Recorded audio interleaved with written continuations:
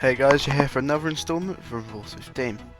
So this is update 5 on Hurricane Matthew as of 05:45 UTC on the 1st of October 2016. Storm's location at 13.3 degrees north, 72.5 degrees west, with winds of 160 miles an hour, making it a Category 5, the first now in 9 years. Pressure of 941 millibars, movement west at 7 miles an hour. So Hurricane Matthew has become the first Category 5 since Hurricane Felix of 2007, and this actually spells the end of the drought for Atlantic Category 5s. We knew this year that the Atlantic could do it, but this is the first Category 5 hurricane since Matthew, since Felix, and this has just left a lot of us speechless. Here's the overview there. You can see with the bubble up there as well, with Matthew being a Category 5 hurricane, pressure of 941 millibars. You see the location as well and movement. Though Matthew this has just been unprecedented, this storm now. And oh my god, it has left me speechless. There's the overview, like the satellite imagery as well. You can see an universe behind it as well, with a 10% chance of development in the next 48 hours. I think it's also at 10 in the next 20 in the next 5 days. So that might be something to watch as well, because I did see on the model runs of the possibility of Matthew merging with something as it's going up the eastern seaboard. So you guys can see now the forecast track.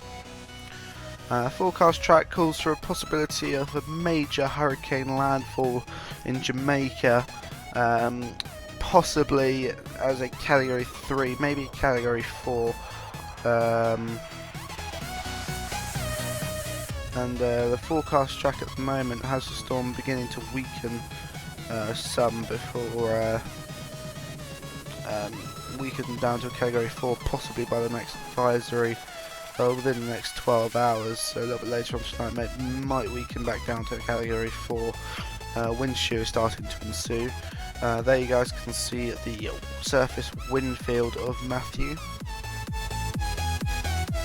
There's quite a large tropical storm force wind field there, also quite a large hurricane force wind field. Now up are the tropical storm force wind speed probabilities. So you guys can see fairly certain on where the storm's going to go. Possibly a far right landfall in Jamaica, far east landfall. And then maybe making a second landfall in Cuba, possibly both of those, maybe Category 4, 1 4, 1 3, or both 3. There's a strong possibility of a major hurricane in that area, possibly within the next 5 to 10 days. And there you guys see the 50 knot wind speed probabilities, probabilities of winds higher than 58 miles an hour. And there you see fairly certain of at least significant tropical storm in Jamaica, and also the likelihood growing of a significant tropical storm as well in Cuba. Here's the hurricane force wind speed probabilities. 40% now on the Jamaican coast. We are all fairly certain that it will be a hurricane landfall in Jamaica and in Cuba. It'll be undoubtedly a hurricane landfall. It's just whether the question is if it's going to be a major hurricane landfall or not. But now onto the satellite imagery. So here you guys can see the visible imagery. I think the storm has been dwindling in the last sort of few frames when I've been looking on the animated GIFs.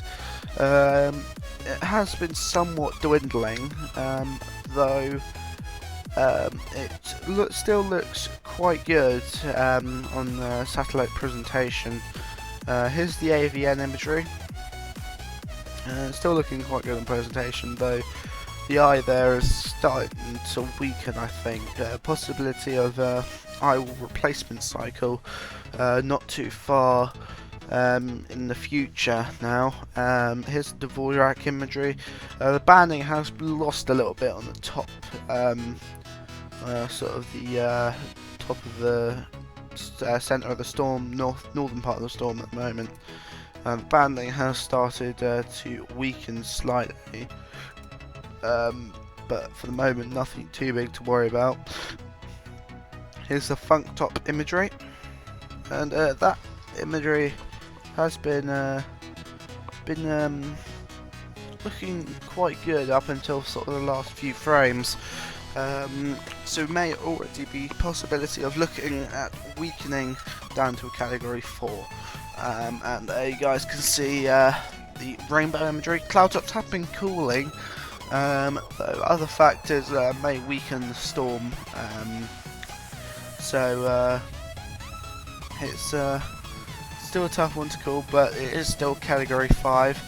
Here's the RB top imagery, and there you guys can see banding around the centre again there has been dwindling a little bit on the northern part of the storm, though it is still very well organised, very well banded as well. The storm does look good regardless. Here's the shortwave infrared.